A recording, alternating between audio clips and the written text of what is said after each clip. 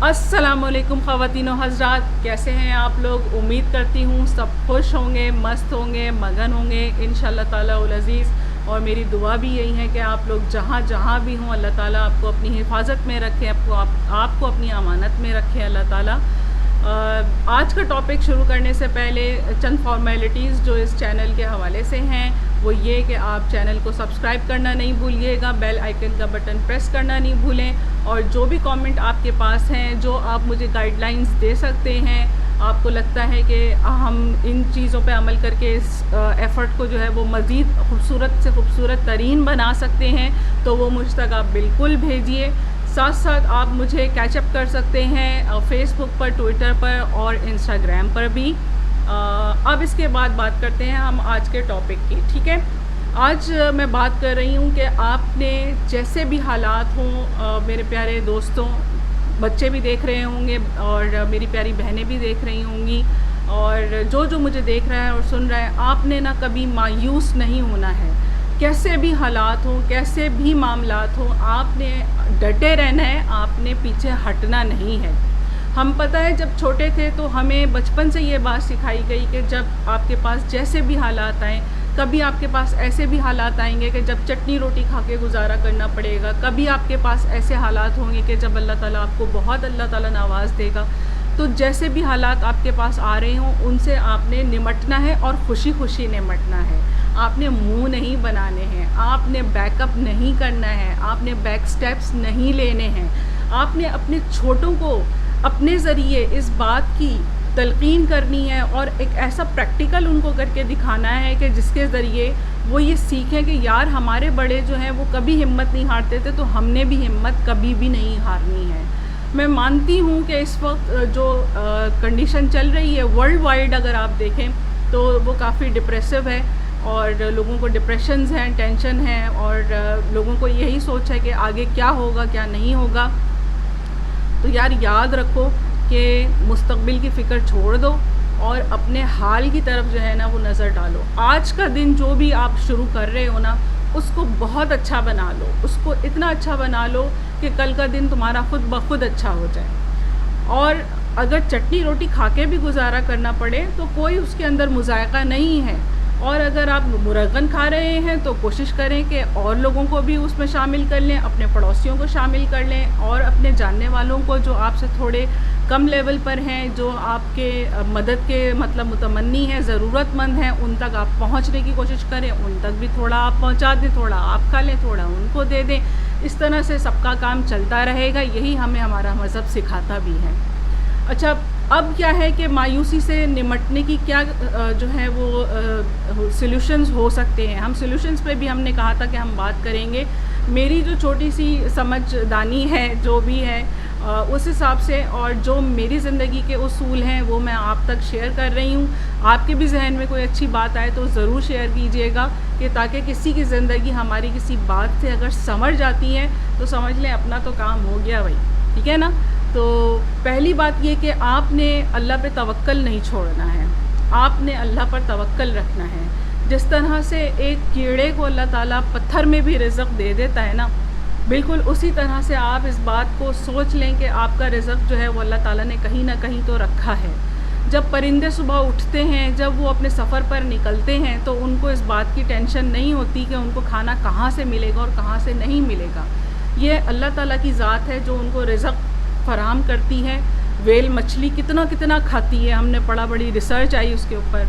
लेकिन ये है कि उन सब तक पहुंचाने के लिए, एक वेल मछली तक पहुंचाने के लिए भी और एक छोटे से कीड़े तक पहुंचाने के लिए भी रिज़्क़ जो है ना वो एक ज़ात ऊपर मौजूद है। उसके ऊपर आपने तवक्कल नहीं छोड़ना, और साथ साथ आपने अपनी नमाज नहीं छोड़नी है। ठीक है ना। दूसरी बात ये कि नेगेटिव थॉट्स आती हैं, बिल्कुल आती हैं। आप ला हौल वला कुव्वत पढ़ते रहा करें, इस्तिग़फ़ार करते रहा करें, क्योंकि ये बात सब पता है बहैसियत मुसलमान कि शैतान हमारे साथ लगा हुआ है। शैतान हमें बहकाता है कि ये नहीं करो ऐसा हो जाएगा, ऐसा नहीं करो वैसा हो जाएगा, है कल क्या होगा, कल किस तरह खाएंगे, कल किस तरह का चलेगा। इन चीज़ों से आप बाहर निकल आएँ और اب جب کبھی ایسی سوچ آئے تو استغفار پڑھیں، لا حول ولا قوت پڑھا کریں اور اس چیز کو اپنے سے دور ہٹانے کی کوشش کیا کریں، اور کوشش کریں کہ نیگیٹو لوگوں کی جو کمپنی ہے نا ان کو بھی اوائڈ کریں.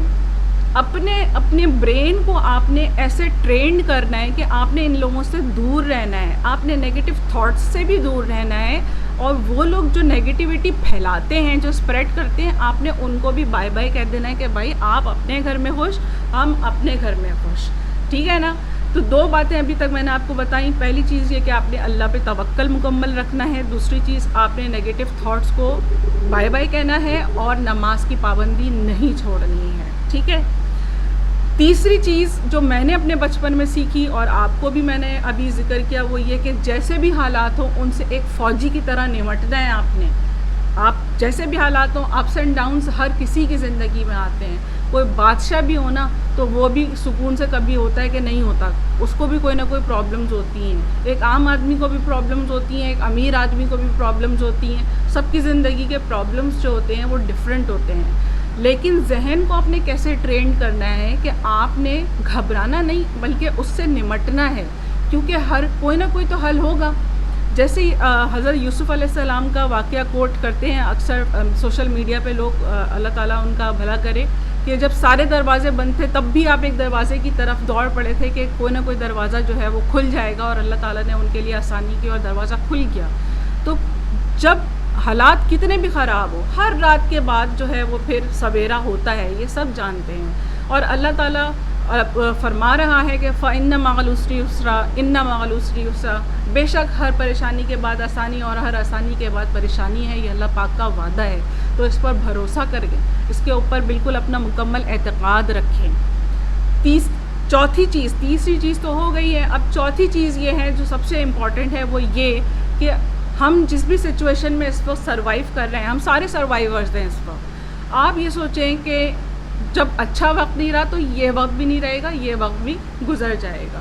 جب آپ اپنا ذہن بنا لیں گے کہ ایسا ہوگا کہ یار یہ جو تکلیف دہ تھوڑے مومنٹس آ رہے ہیں یہ بھی اللہ نے چاہا نکل جائیں گے، تو پھر آپ یقین کریں آپ کی زندگی میں تھوڑا سا سکون آ جائے گا. تھوڑا نہیں بلکہ کافی حد تک سکون آ جائے گا.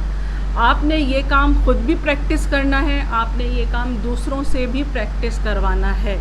آپ نے زندگی کو زندگی کی طرح جینا ہے، آپ نے پیچھے ہٹنا نہیں ہے، مایوس نہیں ہونا ہے.